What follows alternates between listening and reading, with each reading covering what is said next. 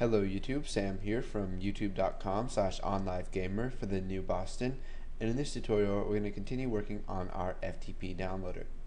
So what we're going to be talking about now is deleting a file from the FTP server. Now if you want to delete, upload, and download files, it all depends on the permissions of the user for the server. So let me open up my FileZilla server here. Let's see, here it is. So you can see there's a whole bunch of activity from me connecting to it through this program. If I go to my users, you can see I have a tutorials, and under the shared folders they can read, write, delete, and append. So make sure if you have an FTP server set up that they have all these permissions, or if you're connecting to one, because if they don't have these permissions then you won't be able to use this functionality. So we'll go ahead and double click on delete, and let's make sure that they have actually selected a file. So if list FTP files dot selected index does not equal -1, then we'll go ahead and do this. Now -1 is the index that is pretty much selected if nothing on there is selected, and then it starts at 0 and goes down through the list. So we'll just type FTP downloader dot delete, or FTP delete,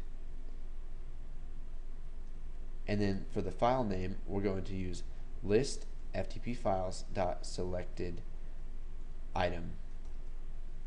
So you may have remembered when we created download we didn't have this if statement right here, so what we need to do is add that up here.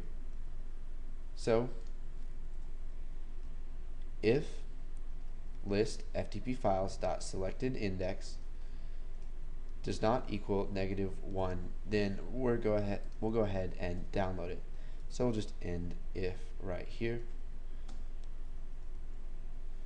and if the selected index is -1, then we just want to tell them. So we'll just use an else. I'll type messagebox.show please select a file, error, and then messagebox buttons.ok, and then messagebox icon dot error. Okay, so let's go ahead and run this and see what happens if they try to download something that isn't there. It says error, please select a file, and you can hear it plays that error noise. So we'll go ahead and come back down into delete, and if the selected index is equal to -1, then we're going to delete that. So now what we need to do is add an else. So if it is, then we'll just type messagebox.show please select a file, and since we're using the same thing right here, let's just go ahead and copy this and paste it. Okay, so you can see here that we've got FTP delete, and we also have an option to FTP downloader dot delete directory. Now this lets us delete a directory in the FTP server, but we're not going to worry about that right now. Right now we're just going to delete files. So in order to make it to where they can only delete files and not whole folders, we need to add an and right here. So if the selected index is -1 and list FTP files dot selected item does not contain something, then does not contain a period, or does contain a period, then we want to let them go ahead and delete it. So in order to use contains, what we're going to have to do is create a variable. So dim file as string, and we'll set it equal to this right here. So we'll just copy that and paste it. So if the selected index is not equal to -1 and file dot contains a period, then go ahead and let them delete it. Now we need to get rid of this right here. So we'll go ahead and run this,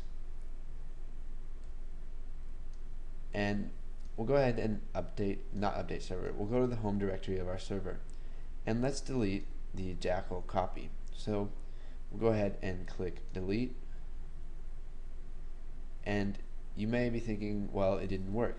Well, if we go back to the home directory, you can see it's gone.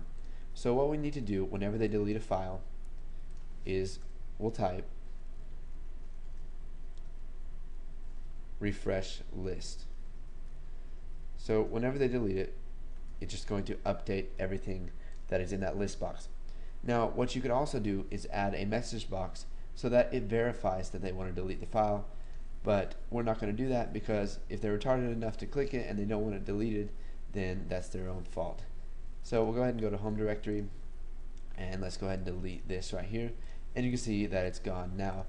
And if we click a folder right here and click delete, it'll say error, please select a file, because that is a folder. And then we can open that folder and we can delete stuff in there.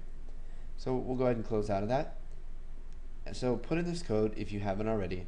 Make sure you change the button download code, and once you've done that, if you understand everything and you don't have any questions, move on to the next tutorial.